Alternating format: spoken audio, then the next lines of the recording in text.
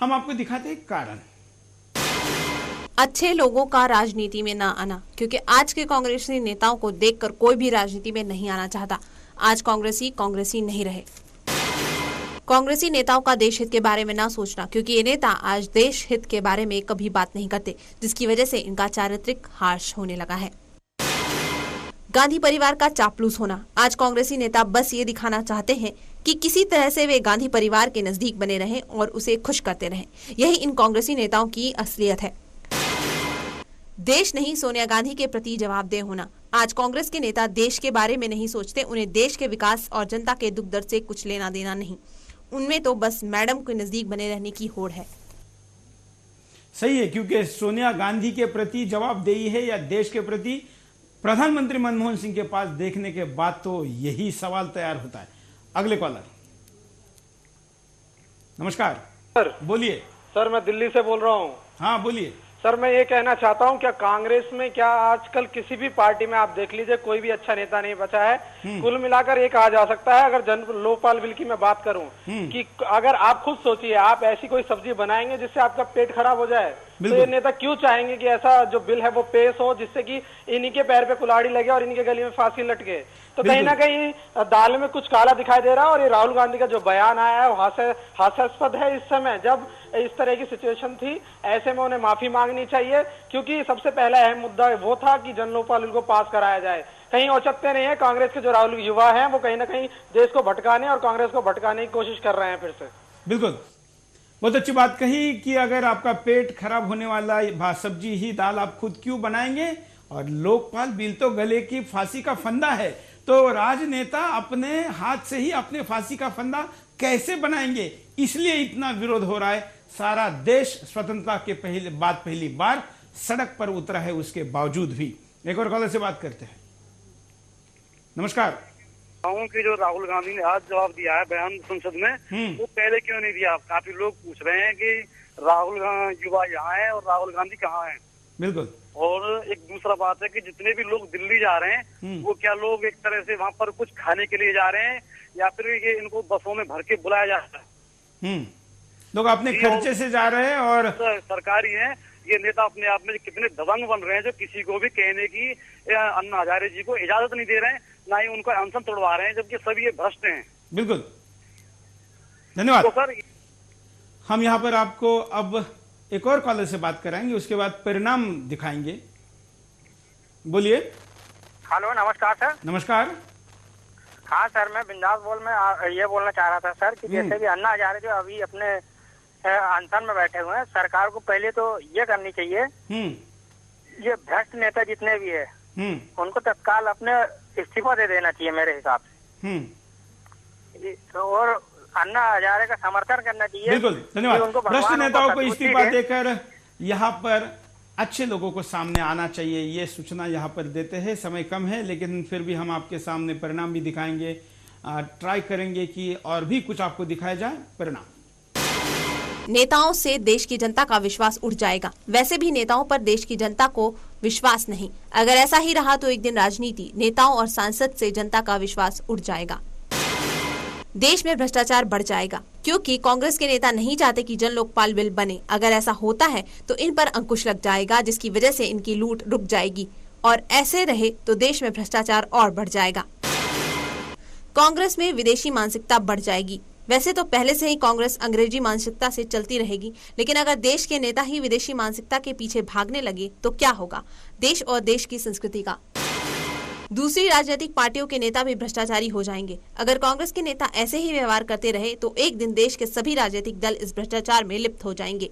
देश का विकास रुक जाएगा, क्योंकि अगर ये नेता ऐसे ही देश की संपत्ति की चोरी करते, विदेश भेजते रहे तो एक दिन हमें गरीबी के अंधेरे में चले जाना पड़ेगा। हम आपको एक अब ऐसा वीडियो दिखाते हैं। हमारे एक दर्शक ने भेजा है, स्वर्गीय राजीव दीक्षित, जिन्होंने देश के परिवर्तन की बात की थी और अपना पूरा जीवन इस देश के लिए लगाया।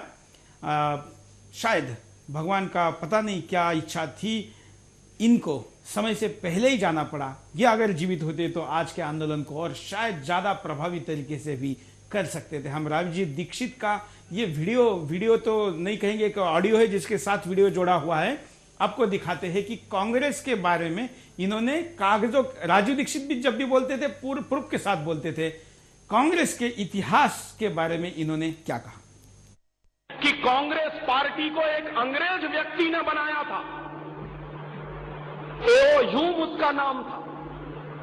और कांग्रेस की जब बंबई में स्थापना हुई 1885 में गोकुलदास तेजपाल भवन में, तो बाकायदा कांग्रेस का जो प्रियम्बुल लिखा गया था वो क्या था कि कांग्रेस पार्टी एक मनोरंजन क्लब के रूप में स्थापित हुई थी इस देश में, मौज मस्ती का क्लब था।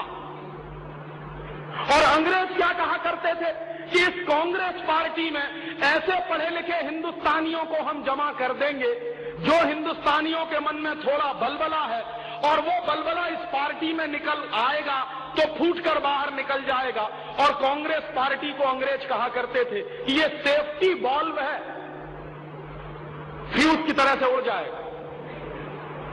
इसलिए कांग्रेस की नींव पड़ी, ऐसे नींव पड़ी है इस पार्टी की। और दुर्दिन तो इस पार्टी को देखने ही थे। मैं आपको पूरी विनम्रता से कह रहा हूं, अगर महात्मा गांधी ना आए होते साउथ अफ्रीका से तो कांग्रेस को पूछने वाला कोई नहीं था इस देश में, कोई जानता भी नहीं था कि कांग्रेस है और नहीं भी है। गांधी जी ने आके इसमें प्राण फूके थे और गांधी जी ने आके इसको जन आंदोलन का रूप दिया था। बाद में गांधी जी खुद इतने दुखी हुए कि उन्होंने आजीवन कांग्रेस से इस्तीफा दे दिया था। और बाद में गांधी जी कांग्रेस पार्टी में मेंबर तक नहीं रहे, और अंत में जीवन के आखिरी दिनों में गांधी जी ने यह बहुत स्पष्ट कह दिया था कि कांग्रेस को खत्म कर दो। क्यों? गांधी जी कहा करते थे कि अगर इस कांग्रेस को खत्म नहीं किया तो ये हिंदुस्तान को वैसे ही लूटेगी जैसे अंग्रेज इस देश को लूटते रहे। लेकिन इन कांग्रेसियों ने कांग्रेस को खत्म नहीं की, गांधी को खत्म करवा दिया। राजू दीक्षित जो इस देश के कई युवाओं के प्रेरणा स्रोत थे, और इनके भाषण के बाद ही जब मैं 12वीं कक्षा में था तो मैंने पेप्सी कोक और ये सारे कोल्ड ड्रिंक छोड़ दिए थे। इतने प्रभावी तरीके से बात को रखते थे, या अगर ज्यादा जीते तो इस देश के हित में शायद और काम कर सकते थे। हम उनको भी श्रद्धांजलि देते हैं और आज के कार्यक्रम को यहाँ ये कहते हुए खत्म करते हैं कि किसी एक दल का, किसी एक व्यक्ति का, समुदाय का देश के लिए बहुत बड़ा महत्व नहीं होता, लेकिन एक ऐसा दल जिसका इतिहास गौरवशाली रहा है, उसमें अगर कोई गलत लोग घुस जाए तो इतिहास तो उसकी अवमानना है ही, देश के भविष्य के साथ भी खिलवाड़ है। दल कोई भी हो उसमें अच्छे लोग होने चाहिए, कोई संगठन हो अच्छे लोग होने चाहिए, पुलिस से लेके वकील से लेके देश के हर क्षेत्र में अच्छे लोग होने चाहिए।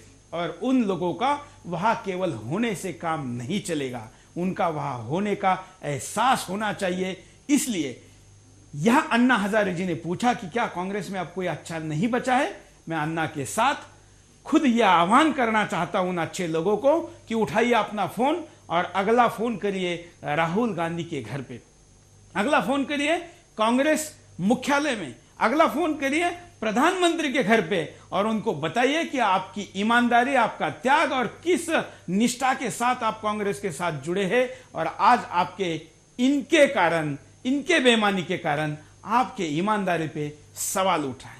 हम उन सब कांग्रेसियों को आज का ये कार्यक्रम समर्पित करते हैं और उन्होंने कुछ करने की अपेक्षा व्यक्त करते हैं। जय हिंद।